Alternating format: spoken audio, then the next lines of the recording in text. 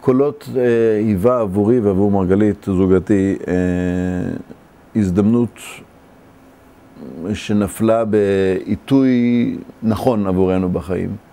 להסתכל פנימה ולשאול שאלות משמעותיות על חיינו פה בארץ כבני אדם, כאזרחים בחברה, כזוג, כהורים, כפרטים, ממקום מאוד משמעותי.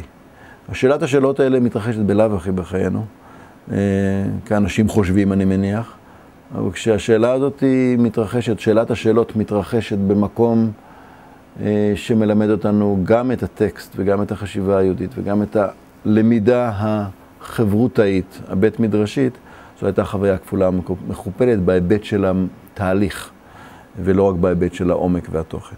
המפגש עם למידה בית מדרשית ריתק אותנו ורצינו אותו. המפגש עם שאלות מהסוג שקולות בהרבה אומץ מעיז ושואל, והמפגש עם אנשים מסוגנו, כן, אנשים מסוגנו ששואלים את אותם שאלות ומתמודדים עם זה גם כבני אדם, גם כהורים, גם כזוג וגם כחברים בחברה המורכבת הזאת. כל זה עם איזה הדהוד של טקסט ושל הגות יהודית עשה לנו, מאוד סקרן אותנו ונתן לנו משמעות. הזדמנות לשאול שאלות משמעותיות בהנחיה מדהימה של אנשים שעבורנו המפגש איתם כבני אדם וכהגות שהם הביאו איתם הייתה ונותרה חוויה ייחודית בפני עצמה, ובתהליך בית מדרשי שאני כבוגר העולם החילוני לא חוויתי. עובדה שאם אכן אתה בחרת לגור בארץ המורכבת הזו, בחברה השסועה הזו, ובמציאות הלא פשוטה שאנחנו מצויים בה, אם אכן אתה ואני בוחרים לגור במקום המורכב הזה, אז יש לנו מחויבות גם להבין למה. הוא מספיק אמיץ קולות לקחת טקסטים מסורתיים יותר או פחות וקיצוניים יותר או פחות ולתת להם את הפרשנות בת זמננו רלוונטית, אמיתית ולא פילוסופית גרדה, אלא כזו שמשפיעה על חיינו. שבר ותיקון, תוכנית משותפת לקולות ולמסר.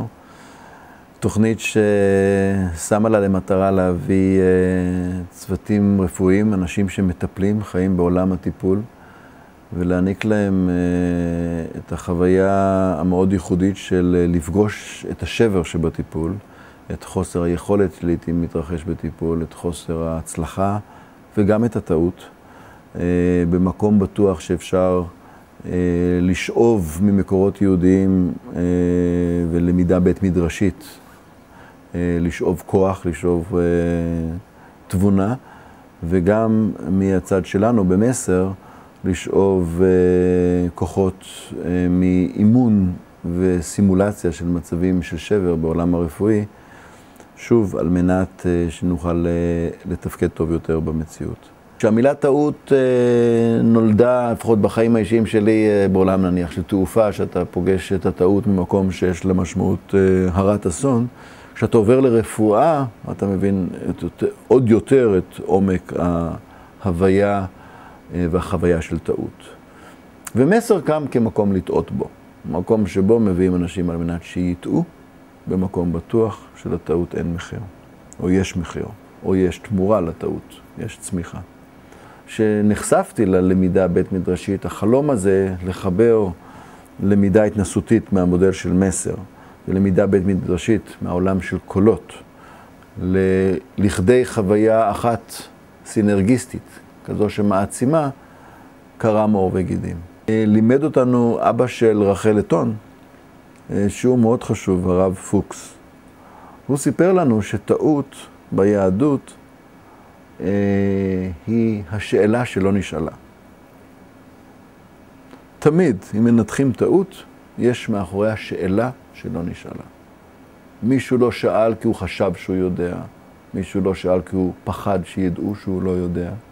יש הרבה סיבות למה לא לשאול שאלה.